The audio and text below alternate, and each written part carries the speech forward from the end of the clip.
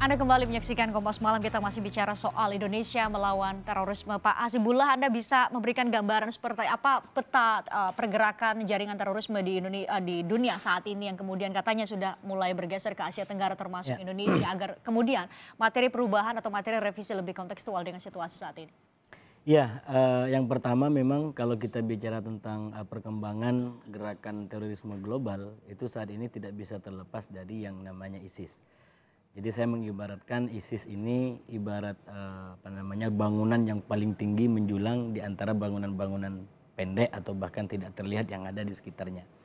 Nah, oleh karena itu selain berbagai macam aksi yang sporadis, yang masif yang dilakukan, kemudian publik dan masyarakat bisa dengan mudah mengidentifikasi bahwa ini adalah gerakan yang dilakukan oleh ISIS.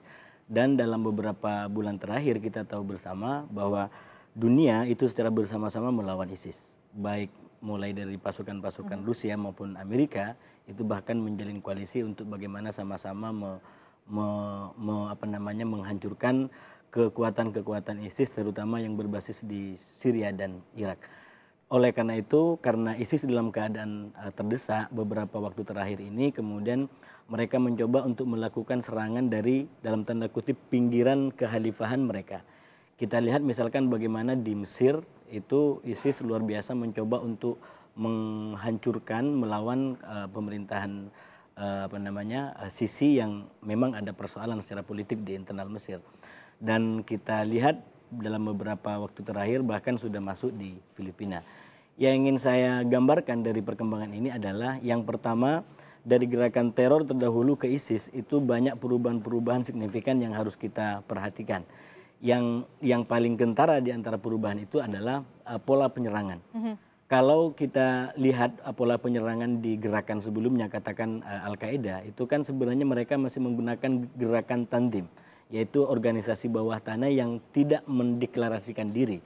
Tapi ISIS ini kemudian selangkah lebih maju dengan mengklaim bahwa mereka sudah mempunyai basis kekhilafahan. Nah, dampaknya apa? Dampaknya adalah pada modus penyerangan mereka.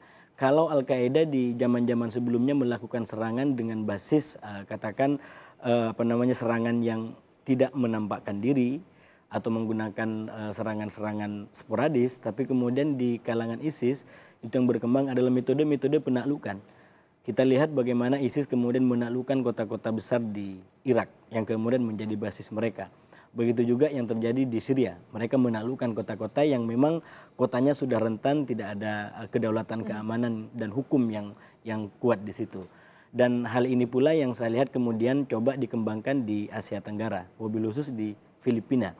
Bagaimana mereka masuk dengan modus penyerangan penaklukan atau bahasa mereka adalah metode FAT, ya, penaklukan suatu daerah, suatu kota yang itu dilakukan dengan cara serangan langsung, terorganisir, dan keuntungannya jauh lebih banyak dibanding pola-pola lama. Karena dengan pendekatan ini kalau mereka berhasil, mereka bisa mendapatkan teritori, mendapatkan berbagai macam keistimewaan dan hal-hal yang dimiliki oleh kota itu.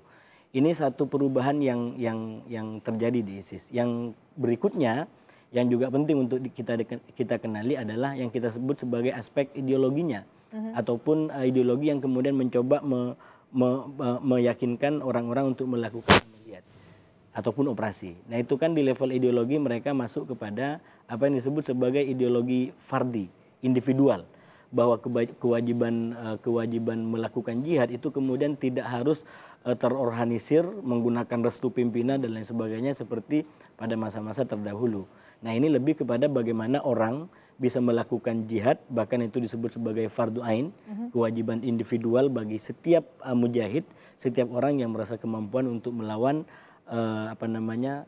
musuh yang terdiri terutama di aparat kepolisian. Saat ini sebagai bentuk Ya, kepalas. kenapa aparat kepolisian diserang? Karena aparat selalu mengganggu misi-misi mereka. Makanya tidak segan-segan mereka mengkategorikan aparat dan para penegak hukum, simbol negara itu sebagai bentuk daripada kekafiran mereka.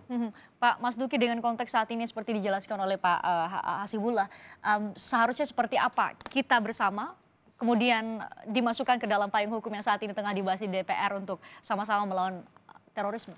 Ya, pertama saya kira kita harus mendorong kepada wakil rakyat bagaimana agar undang-undang yang sekarang sedang dibahas itu betul-betul dipercepat dan menjadi fokus bahasan karena memang suasananya sangat-sangat mendesak. Dan MUI, kami dari MUI saya kira turut mendorong itu dengan catatan tentu saja ini adalah negara demokrasi dan hukum harus berada di atasnya, bukan sebaliknya. Jangan sampai hukum menjadi subordinasi dari politik, saya kira itu. Nah, saya kira teman-teman DPR lebih tahu. Hukum itu harus berada di atas prinsip-prinsip dasar berdemokrasi. Nah, bagaimana kemudian menerjemahkan bahwa hukum harus menjadi panglima dalam arti bahwa hak asasi manusia di sisi lain selain pemberantasan tindak pidana terorisme juga terjaga dengan baik di negara ini? Kami akan bahas selanjutnya di Kompas Malam.